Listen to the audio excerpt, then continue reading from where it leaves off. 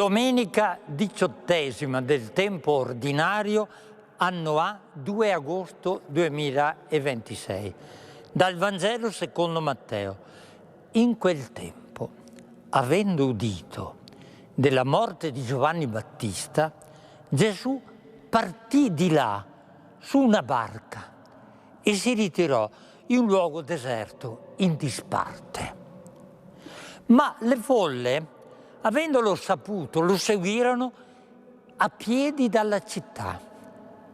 Sceso dalla barca, egli vide una grande folla. Sentì compassione per loro e guarì i loro malati. Sul far della sera, gli si avvicinarono i discepoli e gli dissero: «Il luogo è deserto e ormai è tardi. Congeda la folla perché vada nei villaggi a comprarsi da mangiare». Ma Gesù disse loro: «Non occorre che vadano.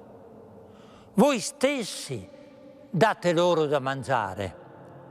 Gli risposero: «Qui non abbiamo altro che 5 pani e 2 pesci».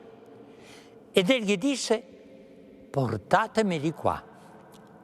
E dopo aver ordinato alla folla di sedersi sull'erba, prese i 5 pani e i 2 pesci, alzò gli occhi al cielo, recitò la benedizione, spezzò i pani e li diede ai discepoli e i discepoli alla folla. Tutti mangiarono a sazietà e portarono via i pezzi avanzati, 12 ceste piene. Quelli che avevano mangiato erano circa 5.000 uomini, senza contare le donne e i bambini. Il luogo è deserto. Manda a casa tutta questa gente perché vada a mangiare nei villaggi. E se fosse questa la migliore descrizione del nostro tempo, impossibile non definire le guerre in atto e la situazione della nostra storia come un vero e proprio deserto, che ci scuote, che ci mette alla prova e che ci rende insicuri. Ricordate il popolo di Mosè all'uscita dalla schiavitù dell'Egitto, quando è tentato di tornare indietro e di uscire da quel duro deserto.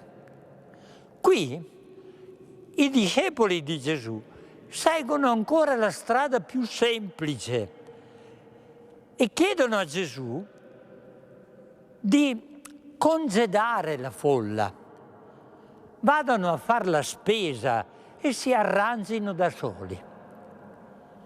Per noi oggi non è molto diverso. Qualcuno finge che non stia accadendo niente nel mondo. Altri ancora alternano paure e fughe in avanti, perdendo la coscienza del bene comune. Segno che siamo stanchi, sfiniti, confusi e alle prese con un deserto che non lascia intravedere segni di uscita da questa condizione. Mandare via la folla che ha fame è però un'immagine di rara bellezza e di forte attualità per il nostro contesto. Mi piacerebbe allargare questa affermazione, però dobbiamo sapere che oggi come ieri Gesù lavora per portarci su altre strade. Gesù non giudica nessuno e non condanna nessuno. Sa, intuisce e capisce, però che confusione, stanchezza, dubbi e paure sono legittime in tutti noi e parte del nostro essere persone. Ma come ci sprona Gesù a cambiare?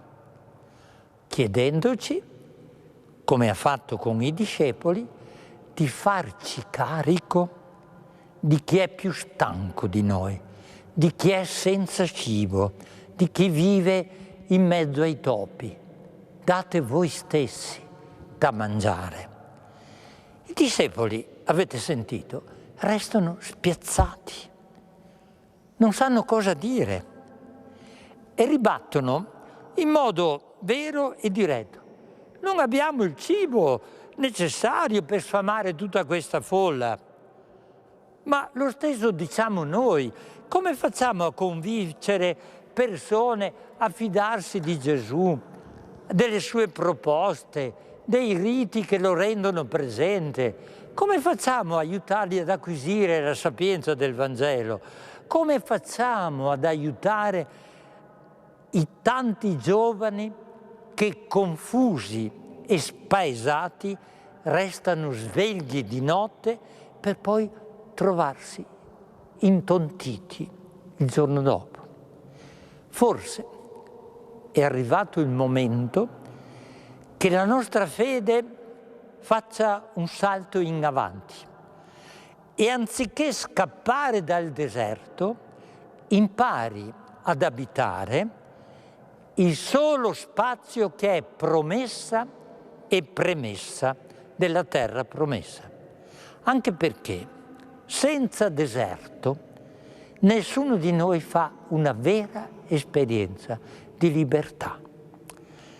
Nel deserto si capisce finalmente che il vero pane che ci sfama e che ci sazia è il Signore Gesù, che con la sua vita, con la sua parola, con il suo Vangelo ci nutre e ci rende liberi, veri e beati. È questo il pane solido che Gesù distribuisce alla folla e di cui abbiamo bisogno, che cercano tutti i nostri figli, i nostri giovani, i nostri alunni, i nostri ragazzi, i nostri giovani e che cercano tante persone adulte che non sanno più che senso dare alla loro vita.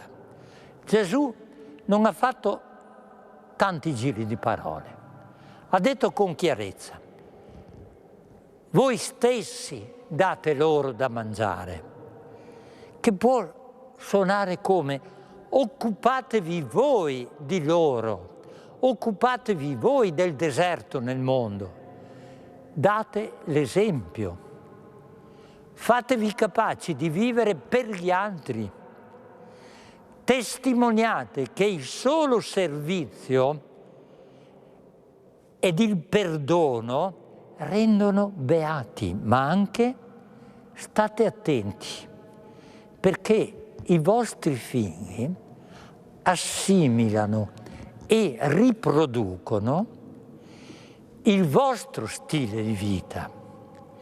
I nostri giovani, dice Gesù, mangiano il modello di vita in cui sono immersi.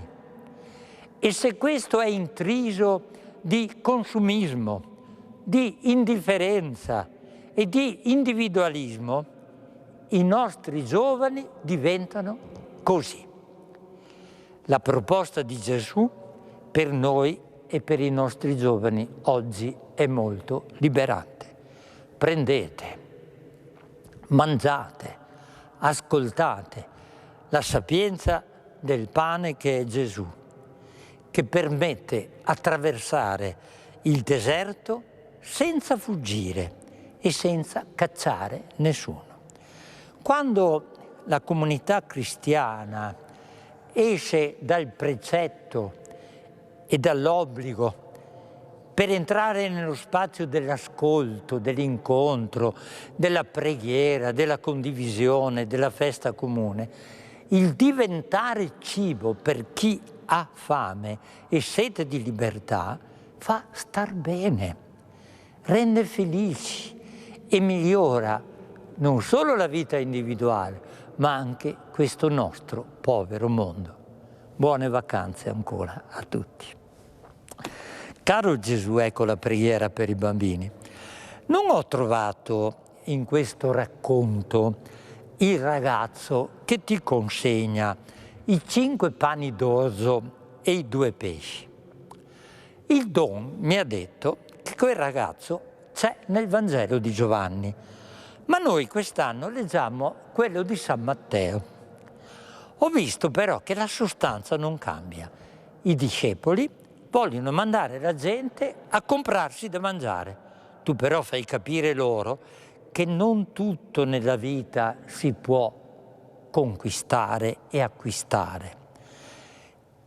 E così il poco di ciascuno diventa il tanto che basta per tutti. Grazie Gesù, perché questo secondo me è il vero miracolo. Posso farlo io, il ragazzo, in questo racconto, che ti offre i suoi 5 pani e i 2 pesci. Gesù, grazie per questo mese di vacanze che mi piace tantissimo. Grazie di cuore.